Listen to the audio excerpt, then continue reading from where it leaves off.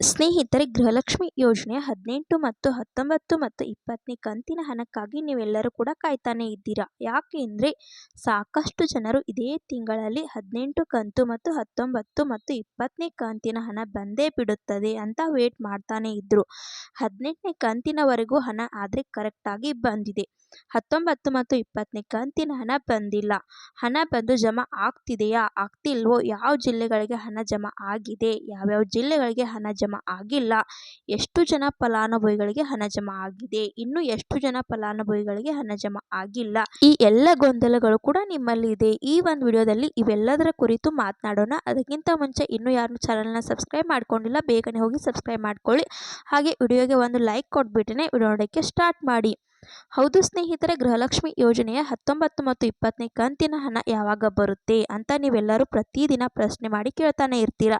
19 ಮತ್ತು 20ನೇ ಕಂತಿನ ಹಣ ನೋಡಿ ಸ್ನೇಹಿತರೆ, ಗೃಹಲಕ್ಷ್ಮಿ ಯೋಜನೆಯ 19ನೇ ಕಂತಿನ ಹಣ ಮತ್ತು 20ನೇ ಕಂತಿನ ಹಣ ನಿಮಗೆ ಹಣ ಜಮಾ ಆಗೋದಕ್ಕಾದರೆ ಶುರು ಆಗ್ತಾ ಇರುವಂಥದ್ದು. ಗೃಹಲಕ್ಷ್ಮಿ ಯೋಜನೆಯ 18ನೇ ಕಂತಿನ ಹಣದವರು ಕೂಡ ನಿಮ್ಮೆಲ್ಲರಿಗೆ ಕರೆಕ್ಟಾಗಿ ಹಣ ಜಮಾ ಮಾಡಿದ್ದಾರೆ. ಓಕೆನಾ. ಒಂದು 10% ಫಲಾನುಭವಿಗಳಿಗೆ ಏನು ಹಣ ಜಮಾ ಮಾಡಿರಲಿಲ್ಲವಂತೆ, ಅಂಥವ್ರದ್ದು ಕೂಡ ಒಂದು ಪಟ್ಟಿ ರೆಡಿ ಮಾಡಿದ್ದಾರೆ. ನಿಮಗೆ 18ನೇ ಕಂತಿನ ಹಣದವರು ಕೂಡ ಯಾರ್ಯಾರು ವಿಡಿಯೋನ ನೋಡ್ತಿದ್ದೀರಾ, ನಿಮ್ಮೆಲ್ಲರದು ಕ್ಲಿಯರ್ ಆಗಿದೆ. ಓಕೆನಾ. ಈಗ ಗೃಹಲಕ್ಷ್ಮಿ ಯೋಜನೆ 19 ಮತ್ತು 20ನೇ ಕಂತಿನ ಹಣದ ಕುರಿತು ಮಾತನಾಡೋದಾದರೆ, 19ನೇ ಕಂತಿನ ಹಣ ನಿಮಗೆ ಯಾವಾಗೋ ಬರಬೇಕಿತ್ತು, ಆದರೆ ಇನ್ನೂ ಹಣ ಜಮಾ ಆಗಿಲ್ಲ. ಲಕ್ಷ್ಮೀ ಹೆಬ್ಬಾಳ್ಕರ್ ಅವರು ಹೇಳಿಬಿಟ್ಟಿದ್ರು, ನಾವು 2,500 ಕೋಟಿ ಹಣಕಾಸು ಇಲಾಖೆಯಿಂದ ನಮಗೆ ಬಿಡುಗಡೆ ಆಗಿಬಿಟ್ಟಿದೆ, ಮಹಿಳಾ ಮತ್ತು ಮಕ್ಕಳ ಕಲ್ಯಾಣ ಇಲಾಖೆಗೆ ಆಲ್ರೆಡಿ ಹಣ ಬಂದಿದೆ, ನಿಮಗೆ ಜಮಾ ಮಾಡೋದು ಅಷ್ಟೇ ಬಾಕಿ ಇದೆ, ನಮಗೆ ನಮ್ಮದು ಬಾಕಿ ಇರುವಂಥದ್ದು ಅಂತ ಸಚಿವೆಯಾದಂಥ ಲಕ್ಷ್ಮೀ ಹೆಬ್ಬಾಳ್ಕರ್ ಅವರು ಹೇಳಿಬಿಟ್ಟಿದ್ರು. ಆದರೆ ಒಂದು ನಿಮಗೆ ಹಣ ಜಮಾ ಆಯ್ತಾ, ಜಮಾ ಆಗಿರಲಿಲ್ಲ ಅಂತ CM ಸಿದ್ದರಾಮಯ್ಯನವರು ಮಾಧ್ಯಮದವ್ರ ಮುಂದೆ ಬಂದ್ಬಿಟ್ಟು, ಇನ್ನೂ ಒಂದೇ ವಾರದಲ್ಲಿ ಹಣ ಜಮಾ ಮಾಡಿಬಿಡ್ತೀವಿ, ಇದು ನನ್ನ ಗಮನಕ್ಕೆ ಬಂದಿದೆ, ಗೃಹಲಕ್ಷ್ಮಿ ಹಣ ಈ ಕಳೆದ 2-3 ತಿಂಗಳಿಂದ ಹಣ ಜಮಾ ಬರುತ್ತಿಲ್ಲವಂತೆ, ಅಧಿಕಾರಿಗಳಿಗೆ ನಾನು ಸೂಚನೆಯನ್ನು ಕೊಟ್ಟಿದ್ದೀನಿ, ಇದು ಒಂದು ವಾರದಲ್ಲಿ ನಿಮಗೆ ಹಣ ಜಮಾ ಮಾಡಿಸ್ಬಿಡ್ತೀನಿ ಅಂತ CM ಸಿದ್ದರಾಮಯ್ಯನವರು ಒಂದು ನಂಬಿಕೆ ಆದರೆ ಕೊಟ್ಟಿದ್ರು.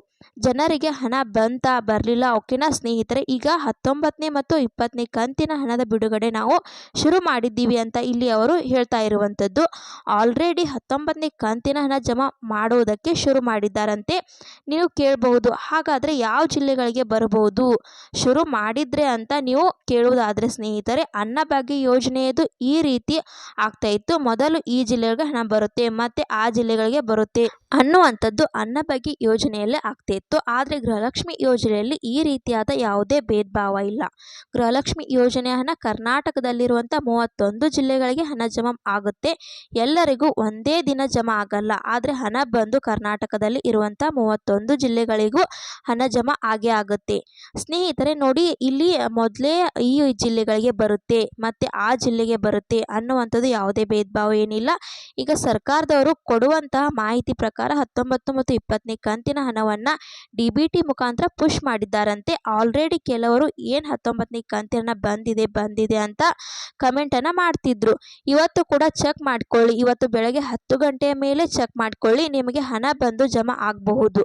20ನೇ ಕಂತಿನ ಹಣ ಇವತ್ತು ಬಂದು ಜಮಾ ಆಗಲ್ಲ. 19ನೇ ಕಂತಿನ 2,000 ರೂಪಾಯಿ ಬರ್ಬೋದು, ನಿಮ್ಮ ಖಾತೆಗಳಿಗೆ ಜಮಾ ಆಗಬಹುದು. ಸ್ನೇಹಿತರೆ, ಒಂದ್ಸರಿ ನಿಮ್ಮ ಖಾತೆಗಳನ್ನ ಚೆಕ್ ಮಾಡಿಕೊಳ್ಳಿ. ಆಲ್ರೆಡಿ ಸರ್ಕಾರದವರು ನಿಮ್ಮ ಹಣವನ್ನು ಏನು ಗೃಹಲಕ್ಷ್ಮಿ ಯೋಜನೆ ಹಣ ಇದೆಯಲ್ಲ ಅದನ್ನು DBT ಮುಖಾಂತರ ಪುಷ್ ಮಾಡಿದ್ದಾರಂತೆ. DBT ಮುಖಾಂತರ ಪುಷ್ ಮಾಡಿದ್ದಾರೆ ಅನ್ನೋದಾದರೆ ನಿಮಗೆ ಹಣ ಬಂದು ಕೆಲವೇ ಕ್ಷಣಗಳಲ್ಲಿ ಆದರೂ ಹಣ ಬಂದು ಜಮಾ ಆಗಬಹುದು. ಇನ್ನು ಕೆಲವೊಂದು ದಿನಗಳಲ್ಲಾದರೂ ಒಂದು ಹಣ ಜಮಾ ಆಗಬಹುದು. ಒಂದ್ಸರಿ ನಿಮ್ಮ ಖಾತೆಗಳನ್ನ ಚೆಕ್ ಮಾಡಿಕೊಳ್ಳಿ. ಹಣ ಬಂದಿರುತ್ತೆ. ನೀವೆಲ್ಲರೂ ಒಂದು ಕೆಲಸ ಮಾಡಿ, ನಿಮಗೆ ಗೃಹಲಕ್ಷ್ಮಿ ಯೋಜನೆ 19ನೇ ಕಂತಿನ ಹಣ ಏನಾದರೂ ಬಂದಿದ್ದರೆ ವಿಡಿಯೋಗೆ ಲೈಕ್ ಮಾಡಿಬಿಟ್ಟು ಕಮೆಂಟ್ ಮುಖಾಂತರ ಹಣ ಬಂದಿದೆ ಅಂತ ಹೇಳಿ. ಹಣ ಬಂದಿಲ್ಲ ಅನ್ನೋದಾದರೆ ವಿಡಿಯೋಗೆ ಲೈಕ್ ಮಾಡಿಬಿಟ್ಟು ಕಮೆಂಟ್ ಮುಖಾಂತರ ಹಣ ಬಂದಿಲ್ಲ ಅಂತ ಹೇಳಿ. ಈ ರೀತಿಯ ಅಂತ ಗೃಹಲಕ್ಷ್ಮಿ ಬಗ್ಗೆ ಅಪ್ಡೇಟ್ಸ್ ಬಂದಿತ್ತು, ತಿಳಿಸ್ಕೊಡೋಣ ಅಂತ ವಿಡಿಯೋ ಮಾಡಿದ್ದೆ. ವಿಡಿಯೋ ಇಷ್ಟ ಆದರೆ ಲೈಕ್ ಮಾಡಿ, ಶೇರ್ ಮಾಡಿ, ಸಬ್ಸ್ಕ್ರೈಬ್ ಮಾಡಿ ಅಂತ ಹೇಳ್ತಾ ಮತ್ತೆ ಮುಂದಿನ ಮಾಹಿತಿಯೊಂದಿಗೆ ಸಿಗೋಣ. ಅಲ್ಲಿ ತನಕ bye bye, take care friends.